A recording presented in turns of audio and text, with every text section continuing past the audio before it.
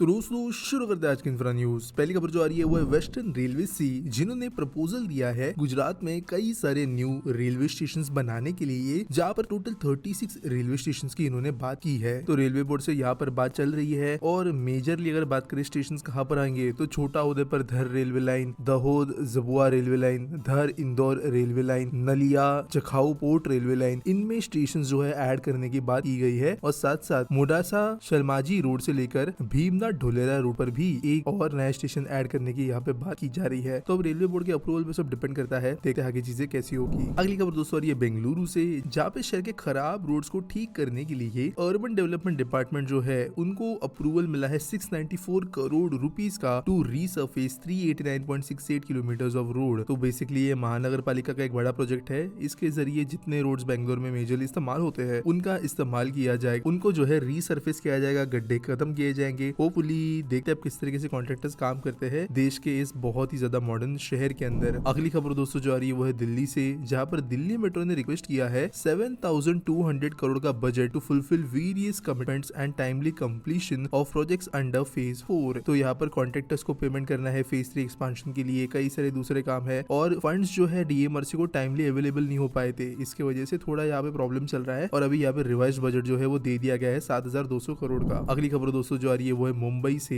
जहां पर फिर से खबरें शुरू हो गई है कि पूरी की पूरी जो लोकल ट्रेन फ्लीट है उसको एयर कंडीशन कर दिया जाएगा। तो दोस्तों अराउंड 6 से 7 महीने पहले एक टेंडर निकाला गया था तकरीबन 14,000 करोड़ का, जिसमें हजारों कोचेस, लिटरली हजारों कोचेस, कुछ नए मॉडर्न डिपोज बनाने की बात कही गई थी और इसके जरिए पूरे के पूरे मुंबई सबअर्बन नेटवर्क के अंदर लोकल ट्रेन को एयर कंडीशन बनाने की बात कही गई थी। लेकिन कुछ दिनों बाद में ही वो टेंडर फिर से रिट्रैक्ट कर लिया गया था। अब प्रोबेबिलिटी ये है कि गवर्नमेंट के अनसर्टेनिटी की वजह से किया गया था, लेकिन अब क्योंकि गवर्नमेंट वापस आई है पावर में तो हाई प्रोबेबिलिटी है कि इस टेंडर का फिर से कुछ किया जाएगा। हालांकि ऑफिशियल स्टेटमेंट कुछ आया नहीं है, वैसे तो अभी ऑफिशियली कोई सीएम भी नहीं बना है, तो अभी थोड़ा टाइम लगेगा ये चीज जो है क्लियर होने के लिए। अगली खबर दोस्तों जो आ रही है वो है हाईवे से रिलेटेड, जहां पर सेंटर ने 3 मेजर हाईवेज अप्रूव किए हैं भारतमाला परियोजना के अंतर्गत। तो ये हाईवेज है पानीपत डबवाली हाईवे, हिसार रेवाड़ी हाईवे और अंबाला दिल्ली हाईवे। ये बनने के बाद में कनेक्टिविटी बहुत ज्यादा बढ़ जाएगी इन शहरों में और जो ट्रैवलिंग टाइम अब तकरीबन जो है 5 घंटे का लगता है वो कम होकर 2 से 2.5 घंटे हो जाएगा। मोस्टली रिवर यमुना के बगल बगल से ये हाईवेज चलेंगे। अगली खबर दोस्तों आ रही है उड़ीसा से, जहां पर एनएचए के द्वारा काम शुरू कर दिया गया है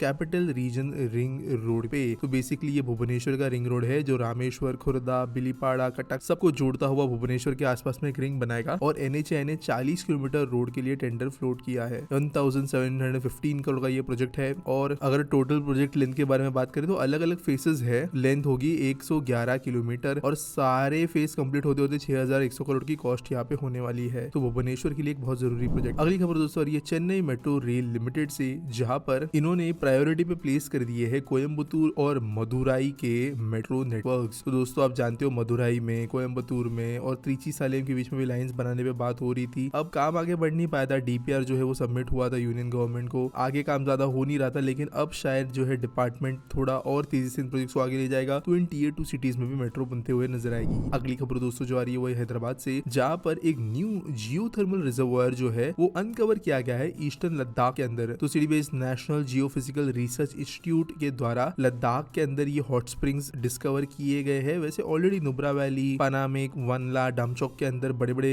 हॉट वाटर स्प्रिंग्स है और इसके जैसे बड़ी बात यह है कि यहाँ पर जियोथर्मल एनर्जी का प्रोडक्शन हो सकता है जो कि ग्रीन होगा और साथ साथ यहाँ के नेचुरल रिसोर्सेज को इस्तेमाल करेगा और लद्दाख के अंदर जो है बिजली पहुंचा पाएगा। अगली खबर दोस्तों जो आ रही है वो है बेंगलुरु के बसवनगुड़ी से रिलेटेड, जहां पर इस रीजन को रीजनरेट किया जाने वाला है और मेनली जो वृषा भवटी रिवर है जो इस एरिया में से गुजरती है वहां पर एक हेरिटेज कॉरिडोर बनाया जाएगा अंडर ब्रांड बेंगलुरु इनिशिएटिव। तो अब देश के अंदर कई शहर है जो कि नदियों को अपग्रेड करने की कोशिश कर रहे हैं, इसके टाइप का ही एक प्रोजेक्ट है। बेसिकली नदी के आसपास के एरियाज को ठीक किया जाएगा, कल्टीवेशन किया जाएगा, फार्मर्स को बुलाकर यहाँ पे प्लांटेशंस बनाए जाएंगे, यहाँ पर ट्रेडिशंस और दूसरी चीजों को शोकेस किया जाएगा। देखते अब किस तरीके से काम किया जाएगा। आज के एसपीटी सवाल के बारे में बात करें तो राधे राधे भजन पूछते हैं, should we not upgrade existing tracks into high speed ones instead of building new corridors और we can build on ground unelevated bullet train tracks with fence surrounding which would be cheaper. तो देखो जितना बोलने में चीजें आसान होती है ना, टेक्निकली उतना होता नहीं है। अब बात अगर करें करंट ट्रैक्स की तो ऐसा नहीं है कि ट्रैक का लोहा बदल देने से ट्रैक जो है वो हाई स्पीड बन जाती है। ट्रैक हाई स्पीड होने होने का मतलब ये है कि उसके अंदर कर्व्स नहीं हो सकते, जितने हो सकती उतनी वो स्ट्रेट लाइन में बनती है। बैंकिंग कई जगह पर अगर कर्व्स आ रहे हैं तो बहुत प्रिसाइज होना पड़ता है।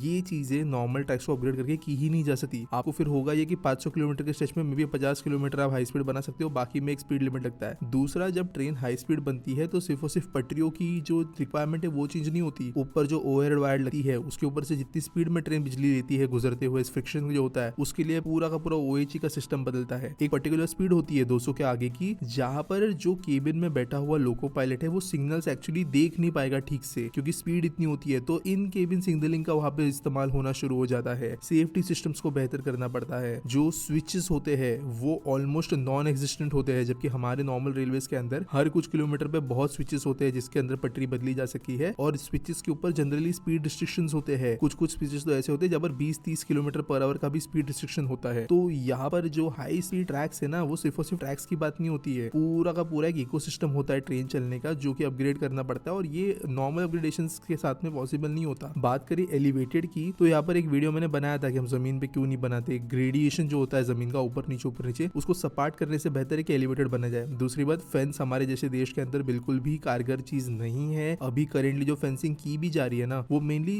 जानवरों को रोकने के लिए है, इंसान को रोकने के लिए नहीं है। और रेलवेज ने खुद स्टेटमेंट दिया है कि उन्होंने फेंस इस तरीके से बनाया है कि जानवर खुद से ना चला जाए, अगर इंसान चाहे तो वो इजीली वो फेंस क्रॉस कर सकता है। इस तरीके वो फेंस बना रहे हैं। ट्रेन के लिए अगर पूरे फेंस ही बना दिए जाए तो गांव बढ़ जाएंगे, कम्युनिटीज बढ़ जाएगी, और जहाँ पे ज्यादा प्रॉब्लम आ रही है वो इंडियन फेंस को क्रॉस करेंगे। बहुत मुश्किल काम नहीं होता है किसी फेंस को जो है तोड़ फोड़ के क्रॉस करना। एलिवेटेड बनाना फिर ज्यादा बेटर ऑप्शन बन जाता है, सेफ्टी के हिसाब से, लॉन्ग टर्म रिलायबिलिटी के हिसाब से, ऑपरेशंस के हिसाब से और कई दूसरी चीजों के हिसाब से। तो यहाँ पर इतना सिंपल जो है वो एकदम चीजें होती नहीं है। इंजीनियरिंग एक बहुत कॉम्प्लिकेटेड चीज है। उम्मीद करता हूँ आपको सवाल का जवाब मिल गया होगा। आपके पास कोई सवाल है आप कमेंट सेक्शन में मुझे पूछ सकते हो। आगे वीडियो अच्छा लगा हो तो लाइक करना, नोटिफिकेशन ऑन करना सब्सक्राइब करके, और मिलेंगे अगले वीडियो में।